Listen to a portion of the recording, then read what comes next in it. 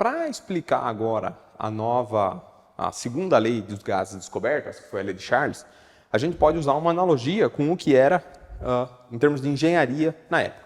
O pessoal estava interessado em viagens de balão. Então, usar um balão, que era um dispositivo mais leve que o ar, na terminologia da época, de modo que eles pudessem voar acima da superfície terrestre, certo? Ou pelo menos levitar, digamos assim. Eles não tinham um controle pleno de voo, eles eram levados pelas correntes de ar, por exemplo, mas simplesmente ascender em relação à gravidade terrestre, ou seja, vencer a gravidade.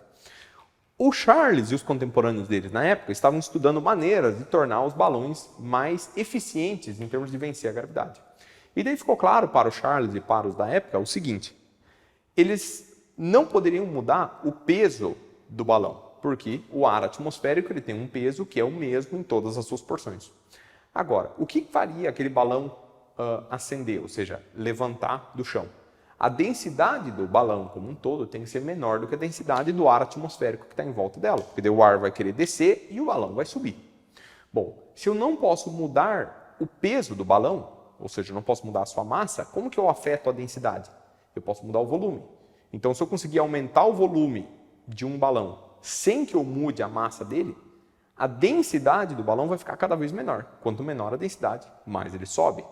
Então, a primeira elucidação desse comportamento, chamado Lei de Charles, foi a verificação de que quando você aquece um sistema gasoso, esse sistema gasoso tende a se expandir, contanto que a pressão fique constante.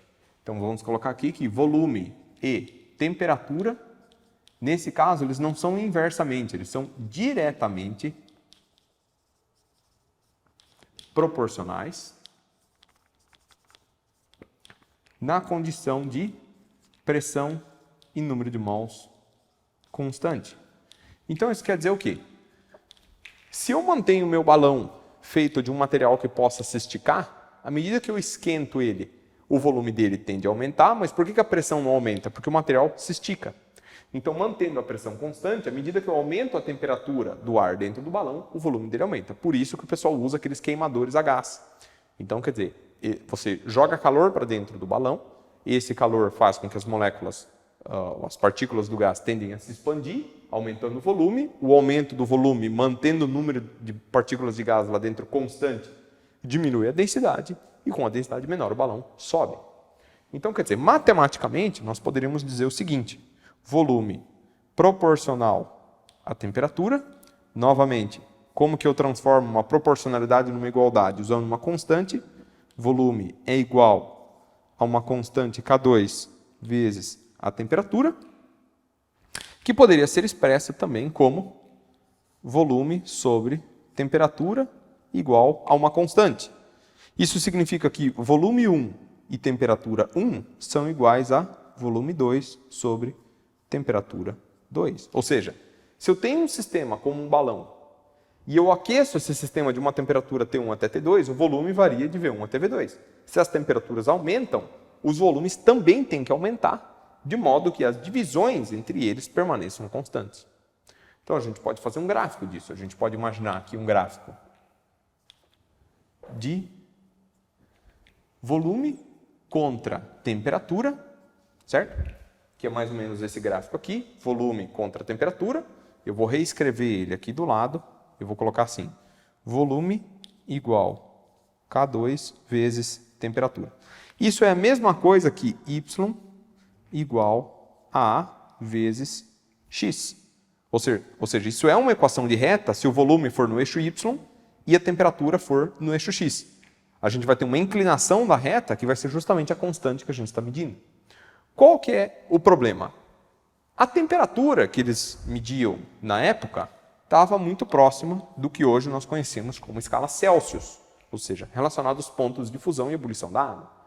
Nesta equação aqui, quanto vale o volume quando a temperatura for zero? O volume deveria valer zero, só que não é isso que acontece. Na temperatura de 0 graus Celsius, o volume tinha o valor, vamos puxar aqui para cima, 22,71 litros, contanto que o número de mols fosse 1 mol e a pressão fosse 1 bar.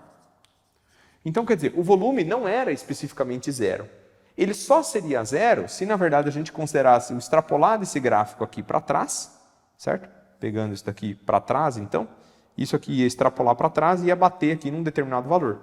Se eu puxasse um eixo a partir daqui, aí sim eu teria essa equação. Por quê? Porque a partir desta equação, eu tenho o coeficiente, que seria o termo B aqui, né? Eu teria esse coeficiente aqui tendendo a zero, a partir desse segundo eixo. Então, eu vou colocar aqui volume. Só que agora a temperatura ela tem que começar num valor que é abaixo do 0 graus Celsius. Então, na verdade, qual que é esse valor de temperatura aqui? Menos 273,15 graus Celsius. Também conhecido como 0 Kelvin. Ou seja, se nós definirmos uma nova escala de temperatura, chamada escala Kelvin,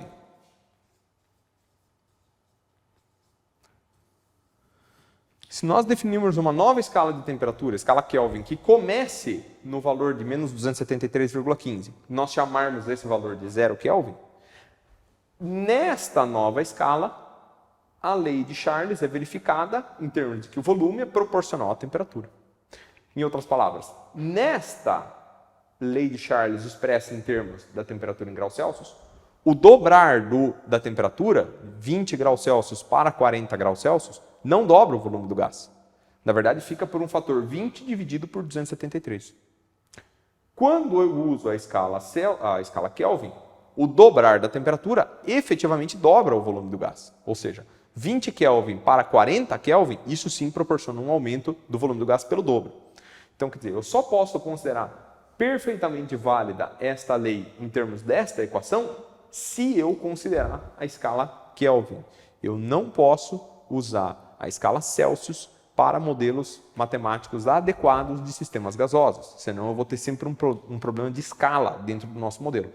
É uma escala aditiva, uma vez que a temperatura em Kelvin, né? Temperatura em Kelvin, ela é a temperatura em graus Celsius mais 273,15, a gente pode escrever essa equação aqui.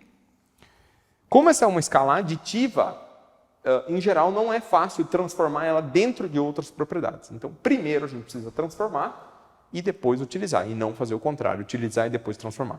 Com a pressão, com o volume, que são escalas multiplicativas, a gente pode primeiro usar e depois transformar. Nesse caso aqui a gente não pode, certo? Então tem que se usar escala Kelvin para a temperatura do gás.